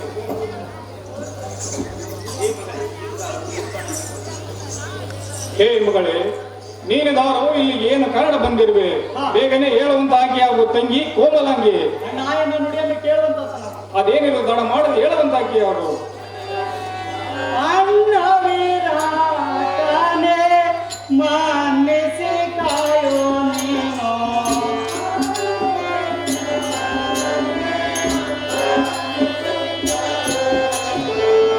ಅಣ್ಣ ವಿರಾಟನೇ ಮಾನ್ಯಸಿ ಕಾಯೋ ನೀನು.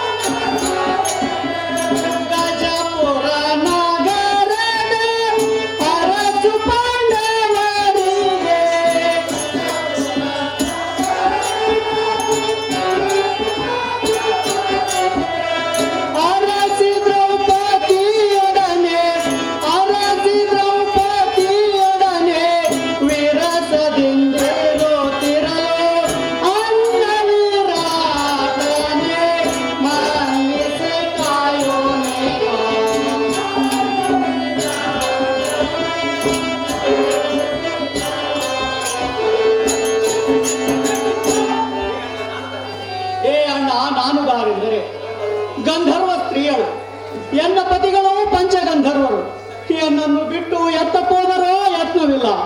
ಏ ಅಣ್ಣ, ನಾನು ಅವರನ್ನು ಕಾಣದೆ ಹಸ್ತಿನಾವತಿ ಪಟ್ಟಣದಲ್ಲಿ ಪಾಂಡವರ ಪತ್ನಿಯಾದ ದ್ರೌಪದಿಯ ಬಳಿಯಲ್ಲಿ ದಾಸತ್ವ ಆಚರಿಸುತ್ತಿದ್ದೆನು.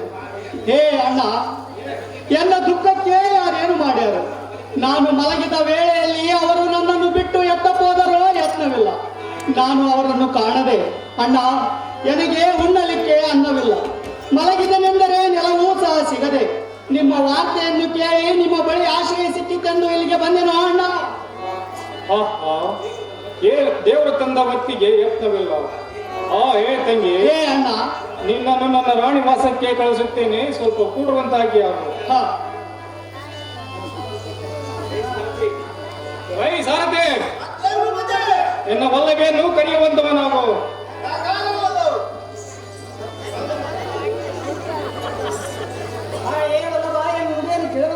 ಅದೇನು ದಡ ಮಾಡದೆ ಹೇಳುವಂತಾಗಿ ಆಗು. ಕರಸಿದ ಕಾರಣವೇ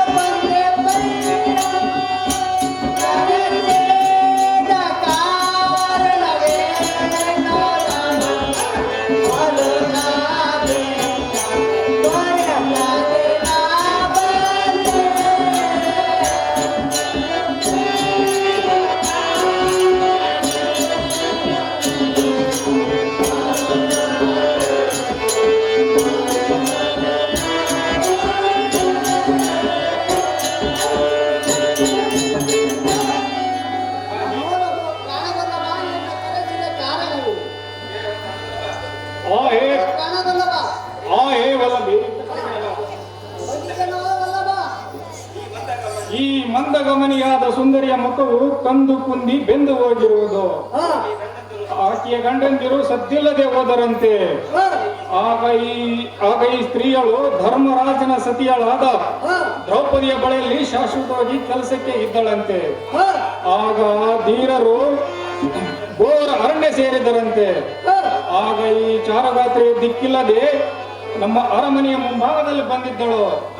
ಆದ್ದರಿಂದ ಈ ಚಂದಿರ ವದನೆಯನ್ನು ನಮ್ಮ ಮಂದಿರಕ್ಕೆ ಕರೆದುಕೊಂಡು ಹೋಗಿ ಜೋಪಾನದಿಂದ ನೋಡಿಕೊಳ್ಳಿ ವಲ್ಲಭಿ.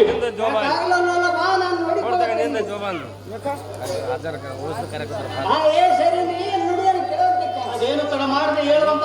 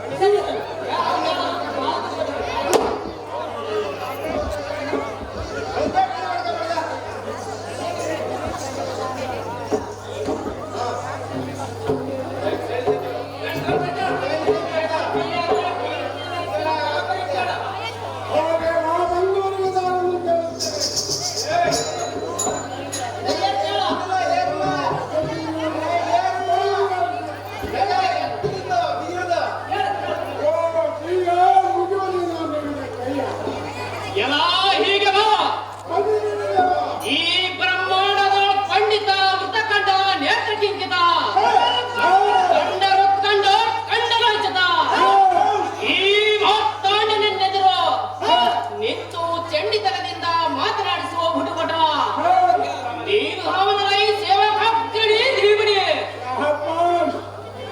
ಎಲ್ಲರೂ ಸುಳ್ಳರು ಮಾಡ್ತಾರಂತೆ ನಾನು ಒಂದು ಸುಳ್ಳು ಮಾಡಿದ್ದೇನೆ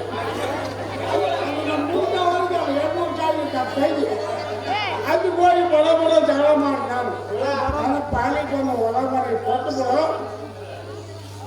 ಬಿಡು ಎಲ್ಲರೂ ಯಾಕೆ ಹಾಳಾಗಿ ಹೋಗ್ಬೇಕಂದ್ರೆ ಬ್ಯಾಡ ಎಣ್ಣ ಹಾಳಾಗಿ ಹೋಗಿ ಅನ್ವ ಅವಾಗ ಬಡ ಬಡ ಪಾಲಿಗೆ ಬಂದು ತಗೊಂಡು ಸುಳ್ಳು ತಕ್ಕ ಬಂದೆ ಏನ್ ಮಾಡೋ ಹೊಲಮನೆ ಉಣ್ಣಾಕ್ ಬರೋದಲ್ಲ ಮಾಡಿಬಿಡು ಶಿಸ್ತು ಉಂಡನ ಎಲ್ಲರೂ ಆಗಿ ಹೋದ್ರು ತಿಂಗಳು ಮನೆ ಬಿಡ್ತಾ ಪಟ್ಟು ಮಾಡ್ತಾರೆ ಅಂತೇಳಿ ನನ್ನ ಸುಳ್ಳು 7 ಎಮ್ಮಿದ್ದು 7 ಎಮ್ಮೆ ಹೇಳ್ದಂಗ ಕಾಯ ಕತ್ತಿದ್ದೆ 7 ವರ್ಷಕ್ಕೆ ಹೋಗಿ ಗಿಣಿಗೆ ಸಂತಿ ಮಾಡಿಬಿಟ್ಟೆ ಯಪ್ಪ 7 ಮಂದಿ ಕಾಡು ಬಂದ್ಬಿಡ್ರ ಹುಡುಗಂಡ ಕಟ್ಗೆಂತ ಹೊಡೆದಿದ್ದೆ 7 ಮಂದಿ ಕಾಡು ಬೆಂಡ್ ಹಾಕ್ತಿದ್ರು ನಾನು ಓಡೋಗಿದ್ದ 10 ಗಿಡ ಹಚ್ಬಿಟ್ಟೆ 10 ಗಿಡ ಈಗ ಜಂಪ್ ಮಾಡಕ್ಕೆ ಹಚ್ಬಿಟ್ಟು ನನಗೆ ಹೊದರು ಬಂದಂತ ಹುಚ್ಚಿ ದಪ್ಪ ಹಿಡಿದ್ಬಿಟ್ಟೆ ಕಾಡು ದೊಪ್ಪನ ಬಿದ್ದುಬಿಟ್ಟೆ ಉಪ್ಪು ಸಿಕ್ಕಿನಾಗ ಯಾರ್ಬಿಟ್ಟೆ ನಾನು ಮಕ್ಕಳಾಗ ಕಿಲಿಗಿಟ್ಟು ನನ್ನ ಬರ ಸುಮ್ಮನೆ ಇರಬಾರ್ದ ಹೋಗಿ ಒಂದು ಹುಡುಗಿ ತಿಳಿಯೋತನ ಮಾಡಿಬಿಟ್ಟೆ ಅಕ್ಷಿಕೊಂಬ ಕಟ್ಟಿ ಬೀಸ್ಕೊಂಡು ಬಡಿಗೆ ತಗೊಂಡು ಬೀಸ್ ಮಾಡಿಬಿಡ್ದ ಬಟಕ್ಕಂಡು ಮಣ್ಣಾಳಾಗ ಮೈಕೊಳಿದ್ರು ಹುಣ್ಣಾಳಾಗ ಗೂಡಕ್ಕೆ ಮಾಡಿದ್ರು ಶಿವಪುರದಾಗ ಶಿಪ್ಪಗಟ್ಟಿಗೆ ಕೊಟ್ಟರು ಶಾಪುರದಾಗ ಸಗಲಿ ಕಟ್ಟಿದ್ರು ಕುಣಿಕೆರಾಗ ಕುಣಿಕೊಡ್ರು ಕೋಲ್ಹಾಪುರದಾಗ ಹೊತ್ತು ಬಿಡ್ರು ಮಣ್ಣೂರಾಗ ಹೋಗಿ ಮಣ್ಣು ಮಾಡಿದ್ರು ದಿಗ್ಲಾಪುರದಾಗ ದಿವಸ ಮಾಡಿದ್ರು ಒಳ್ಳೆ ಅಜ್ಜಕ್ಕೆ ಒಳ ಕರ್ತಾನೆ ಕೂಲಿ ಮಾಡುವವರ ಪರಿಸ್ಥಿತಿ ಈಗಾಗತ್ತಂತ ಹೇಳುವ ಸಾರಥ್ಯ ಅನ್ನುತ್ತಾರ ನೀವು ತಮ್ಮ ಮಾಹಿತಿಯನ್ನು ವಿಚಾರಿಸಬೇಕು ಸಾರಥಿ ರಾಹುದಾರೆಂದರೆ ಹೇಳುತ್ತೇನೆ ಚೆನ್ನಾಗಿ ಕೇಳು ಈ ಜಗದಿ ಅಲಂಕೃತ ರೋಷಾಬ್ದಿನ ದುರ್ದೈವವಾದ ಸ್ವರ್ಗ ಎಂಬ ಕೋಟೆಯನ್ನು ಕಡಿದು ಆಹುತ್ಯ ಮಾಡಿ ಪ್ರವಾಹಗಳ ನವಗ್ರಹಗಳ ಅಂತರಾಳಕ್ಕೆ ಕೂರಿ ಬೆಟ್ಟುಳಿದ ಪಡಬಡದ ಜ್ವಲನ ವ್ಯಕ್ತಿ ಮಿಕ್ಕುಳಿದ ಸಪ್ತ ಜೀವಿಗಳು ಮುರಿದು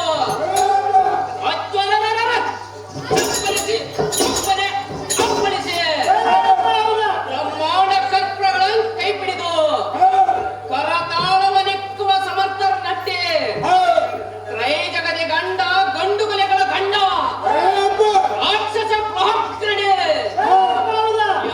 ಎನ್ನ ತೋಳಬಲದ ಪ್ರಭುತ್ವಕ್ಕೆ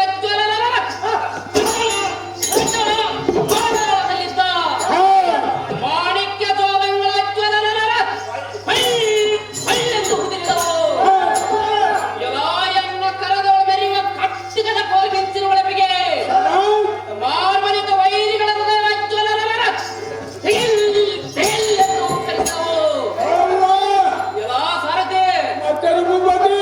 ಎನ್ನ ಎಡವಲದ ಕುಡಿ ಬೀಜೆಯು ಬ್ರಹ್ಮಾಂಡಕ್ಕೆ ಒಪ್ಪುವ ವನದಂತೆ ಮುಖಮಂಡಲದೋಳು ಶೋಭಿಸುವ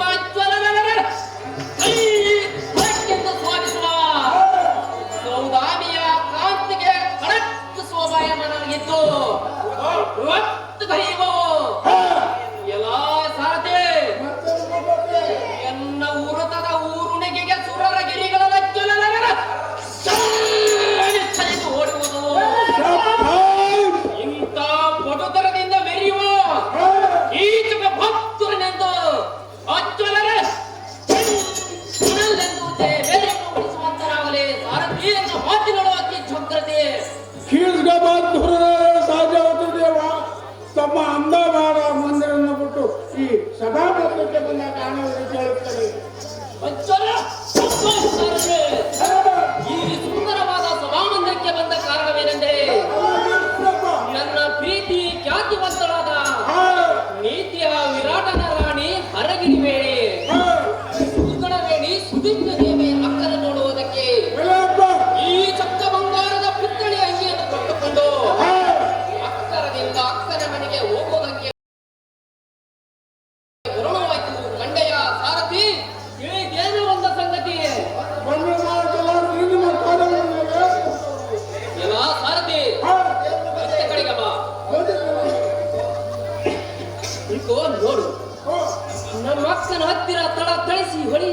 ಈ ಹೆಣ್ಣು ಏನು ಕಡೆ ಮೋಹದ ಮನೆಯೋ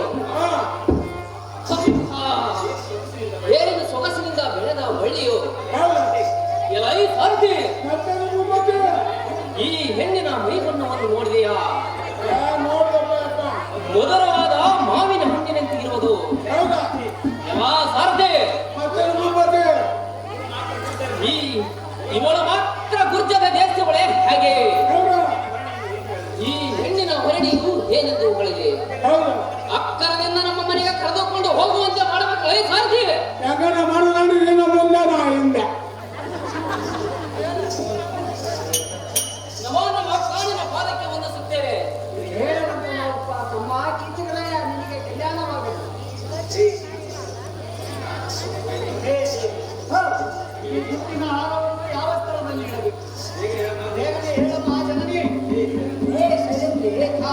ಆ ಹಾರವನ್ನು ಅರಮನೆ ಮಧ್ಯದಲ್ಲಿ ಇರುವ ಈ ರಾಜಮಂಟಪಕ್ಕೆ ದೂರ ಹಾಕಿ ಗಿಳಿಗಳಿಗೆ ಹಣ್ಣನ್ನು ತಿನ್ನಿಸುವುದೇ ಹೇ ಅಕ್ಕ, ಈ ಚಿಕ್ಕ ಪ್ರಾಯದ ನಾರಿ ಒಳ್ಳೆ ವೈಹಾರಿ, ಬಹು ಶೃಂಗಾರಿ, ಮುಂಗಾರಿನ ಕೋಮಿಂಚಿನ ಕೆಂದುಟಿಯ ಚದುರೆ, ಬೆದರದ ಅರಳೆ ನೋಟದ ಬಾಲೆ, ಇವಳ್ಯಾರೇ ಅಕ್ಕ? ಈ ಸರ್ಪವೇಳೆ ಮತ್ತಾಳೆ ಮೋಹದ ಜಾಣೆ, ಮಧುರವಾದ ಸ್ತ್ರೀಯಳು ಇದ್ದಾಳೆ ಅಕ್ಕ. ಇವಳು ಮಾತ್ರ ನನಗೆ ತಕ್ಕ ಸ್ತ್ರೀಯಳು ಇದ್ದಾಳೆ. ಇವಳ ದೆಸೆಯಿಂದ ಲೆಕ್ಕವಿಲ್ಲದ ರಕ್ತ ಖರ್ಚಾದರೂ ಚಿಂತೆ ಇಲ್ಲ. ಅಂಡಯ್ಯ ಅಕ್ಕಯ್ಯ, ಇನ್ನು ಮಿಕ್ಕು ಮಾತುಗಳಾಡಿದರೆ ಏನು ಫಲ? ನೀವು ಚಕ್ಕನೆ ಹೋಗಿ ಹೇಗಾದರೂ ಉಪಾಯ ಮಾಡಿ ಆ ಸ್ತ್ರೀಯಳ ರಕ್ಷಿಸಿಕೊಂಡು ನನಗೆ ದಕ್ಕುವಂತೆ ಮಾಡಿ ಸುದಿಷ್ಟ ದೇವೇ. ಅದೇನು ತರ ಮಾಡಿದೆ ಅಕ್ಕ?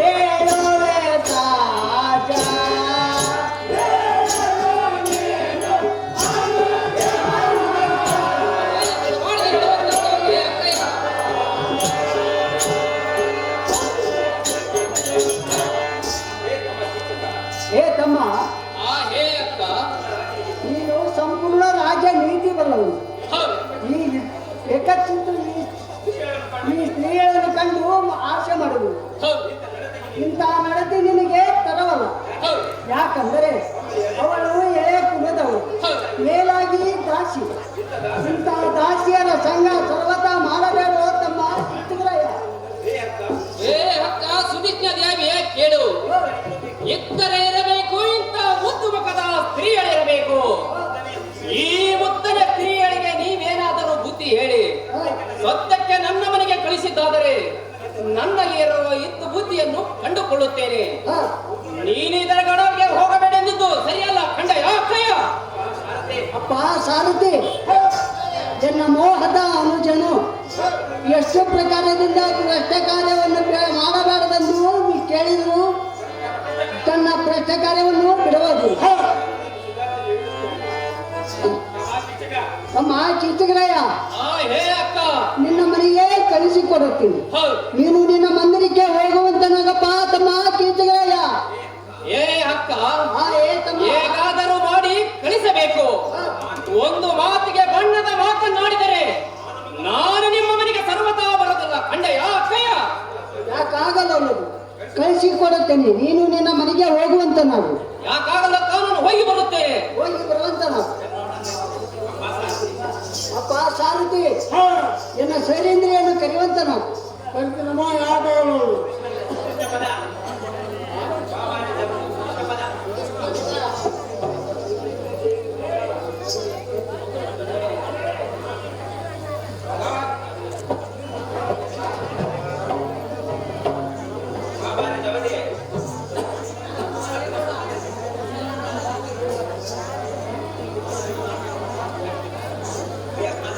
ಏ ಶೈಲೇಂದ್ರಿ, ಮುಡಿಯನ್ನು ಕೇಳಂತೆ ಕೇಳ. ಅದೇನು ತಡ ಮಾಡದೆ ಹೇಳುವಂತ ಕೇಳು ಮಾಜನ.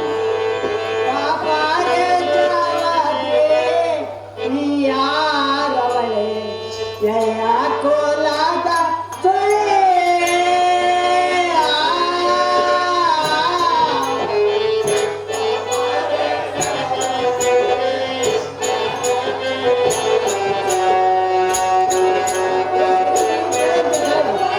ಮಾಡದೆ ಹೇಳುವಂತ ಕೇಳು ಮಾಜನ. ಬಾಬಾರೆ ದೇವದೆ ಬಾರೆ ಯಾರ ಯಯ ಕೋಲಾದ ಸುಳೆ.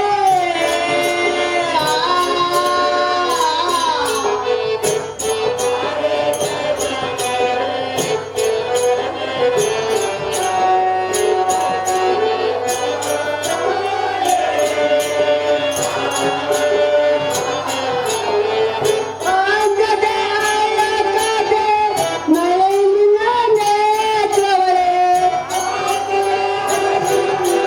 ಏನ್ ತಡ ಮಾಡದೆ ಹೇಳುವಂತ ಕೇಳು ಮಾಜನ. ಆಗದೆ ಆಗದೆ ಮಳೆಯಿಂದ ನೇತ್ರವಳೆ.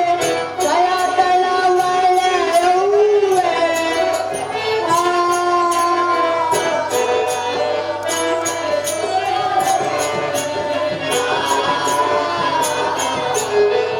ಬಾಬಾರೆ ಜಾವದೆ ಬಾರೆ ಯಾರ ಯಯ ಕೋಲಾದ ಸುಳೆ.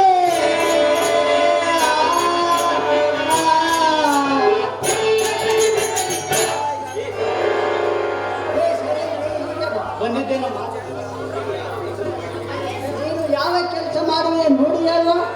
ಹೇ ಜನನಿ, ಹಾ ನೀನು ಯಾವ ಕೆಲಸ ಹೇಳಿದರೂ ಮಾಡಲಿಕ್ಕೆ ಬೇಕು. ಹಾ ನನ್ನ ಕೈಲಾದ ಕೆಲಸವನ್ನು ಹೇಳಿದರೆ ಮಾಡುತ್ತೇನೆ. ಹಾ. ನನ್ನ ಕೈಲಾಗದ ಕೆಲಸವನ್ನು ಹೇಳಿದರೆ ನಾನು ತಾನೇ ಏನು ಮಾಡಲಮ್ಮ ಜನನಿ. ಏನೇ ಶೈಲೇಂದ್ರಿ, ಹೇ ಜನನಿ. ನಿನ್ನ ಕೈಲಾಗದನ್ನು ಹೇಳುವೆನು. ಹಾ ಅದೇನೆಂದರೆ ಹಾ ನನ್ನ ತಮ್ಮನ ಕೀಚಕನ ಮನೆಗೆ ಹೋಗಿ ಹಾ ಈಗ ಈ ಚಿನ್ನದ ಬಟ್ಟಲವನ್ನು ತೆಗೆದುಕೋ. ಈ ಬಟ್ಟಲದಲ್ಲಿ ಮಧುವನ್ನು ತೆಗೆದುಕೊಂಡು ಬಂದ ನಂತರ ನನ್ನ ಭೋಜನ ಆಗೋದು. ಆದ್ದರಿಂದ ತೀವ್ರನ ಹೋಗಿ ಶೈಲೇಂದ್ರಿ. ಹೇ ದೇವಿ, ಹಾ ಈ ಕಾರ್ಯವನ್ನು ಬಿಟ್ಟು ಮತ್ತೇನಾದರೂ ಇದ್ದರೆ ಹೇಳು. ಹಾ ನಾನು ಸರ್ವತಾ ಈ ಕೆಲಸಕ್ಕೆ ಹೋಗಲಾರೆನು. ಯಾಕೆಂದರೆ ನಾನು ನಿರಪರಾಧಿಯು. ಇದರಿಂದ ನೀವು ನನಗೆ ಏನನ್ನೂ ಚಿಂತೆ ಇಲ್ಲಮ್ಮ ಜನನಿ. ನಾನು ಮಾತ್ರ ಈ ಕೆಲಸಕ್ಕೆ ಹೋಗಲಾರೆ. ಏನೇ ಶೈಲೇಂದ್ರಿ, ಹೇ ಜನನಿ, ಕೀಚಕನ ಮನೆಗೆ ಹೋಗಲಿಕ್ಕೆ ಹೆದರುತ್ತೀಯ. ಹೆದರಬೇಡ, ಅವನು ನಿನ್ನ ಸುದ್ದಿಗೆ ಎಂದಿಗೂ ಬರೋದಿಲ್ಲ. ಯಾಕಂದರೆ ನಾನು ಅವನಿಗೆ ತಿಳಿಸಿ ಚೆನ್ನಾಗಿ ಬುದ್ಧಿಯನ್ನು ಹೇಳಿದ್ದೀನಿ. ತೀವ್ರನ ಹೋಗಿ ಶೈಲೇಂದ್ರಿ. ಹೇ ಜನನಿಯನ್ನ ನುಡಿಯನ್ನು ಕೇಳುವಂತ ಹಾಕಿ ಅದೇ ತಡ ಮಾಡಿ ಹೇಳುವಂತ ಸ್ವದೇಶ್